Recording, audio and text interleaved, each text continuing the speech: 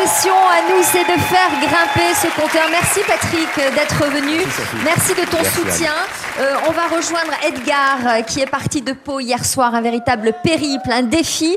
Et on le retrouve à une étape très importante de son périple puisqu'il est dans l'un des bras armés de la FM, un nouveau laboratoire, Généton Bioprod, financé grâce à vos dons.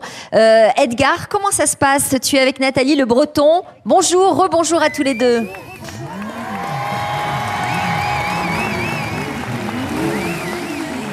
Ça se passe, il est vraiment porté par l'élan et je pense que c'est lui qui va nous le dire directement. Il y a eu un élan dans les régions et c'est important et ça veut dire qu'il faut continuer. On a envie, si vous saviez, sur le Twitter, sur le Facebook, tous les jeunes qui sont là, tous les copains d'Edgar, sa famille, sa maman, Aloïs, son petit frère, on regarde ce chiffre, on a envie tous qu'il monte avec les chercheurs qui sont là, avec les pompiers qui sont là, avec les motards qui nous ont escortés pour qu'on arrive. Ça va Edgar? Tu résistes à la fatigue? Oui, ça va. Avec tout ce monde qui se mobilise, ça enlève toute la fatigue. C'est vraiment génial, toute la mobilisation.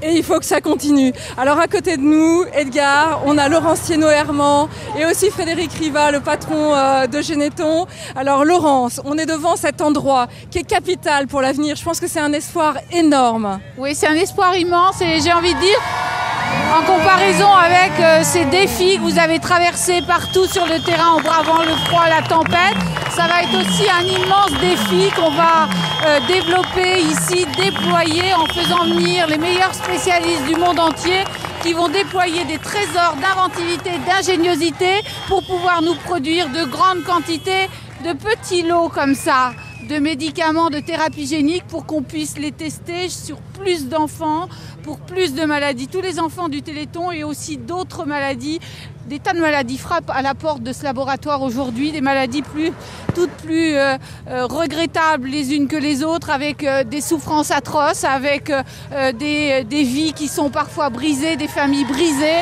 Et c'est l'espoir de la médecine de demain, ce laboratoire. Alors vous nous avez montré une petite fiole, Frédéric Riva. Ça va servir à quoi concrètement et de quoi vous avez besoin? Écoutez, ce bâtiment, c'est un endroit unique. C'est un bâtiment de haute technologie. Il n'en existe pas d'autre au monde. Et je pense que les donateurs, tous ceux qui ont donné au Téléthon peuvent être fiers de leur réalisation. Et maintenant, pour que ces ampoules, pour qu'on puisse les produire, pour faire les essais cliniques, chacune de ces ampoules coûte 5 000 €. Et nous avons besoin des dons pour pouvoir faire ces lots, faire ces médicaments, qu'on puisse les tester chez les malades qui les attendent, parce que les familles, les malades les attendent. Parce qu'il faut dire que vous commencez à les fabriquer, mais en petites unités, c'est ça? Et ça, d'un seul coup, ça va devenir une production quasi industrielle. Oui, aujourd'hui, c'est une production quasi industrielle qui n'a pas d'équivalent dans le monde et qui va nous permettre de débloquer la situation. Nous avons tous ces cliniciens, tous ces malades qui attendent pour des essais cliniques. Et grâce à ce bâtiment et grâce aux dons du Téléthon qui vont venir l'alimenter, on va pouvoir fournir des médicaments, des ampoules pour les essais cliniques. Voilà, 5 000 €. 5 000 € c'est à la fois énorme et en même temps c'est accessible. Nous, on a envie d'y croire. Tous ici, avec les copains d'Edgar. Nous, qu'est-ce qu'on dit, Edgar? Qu'est-ce que toi, tu dis? Ton message à toi? Eh bien, le message, c'est de demander à toutes les personnes qui se mobilisent pour le Téléthon, il faut qu'elles se mobilisent. Et pour se mobiliser, pour nous aider, il faut composer le numéro, le 3637. Et il n'y a pas de petits dons, 1 €, 2 €. On y croit tous. Voilà, les motos aussi. Et on va essayer de vous rejoindre à Paris dans quelques heures, Nagui. Absolument, on vous attend, Edgar aussi. Et on l'encourage parce que le froid, et vous le savez, sur tout le pays, étant tellement glacial, a ralenti aussi les collectes et les dons sur le terrain. Donc si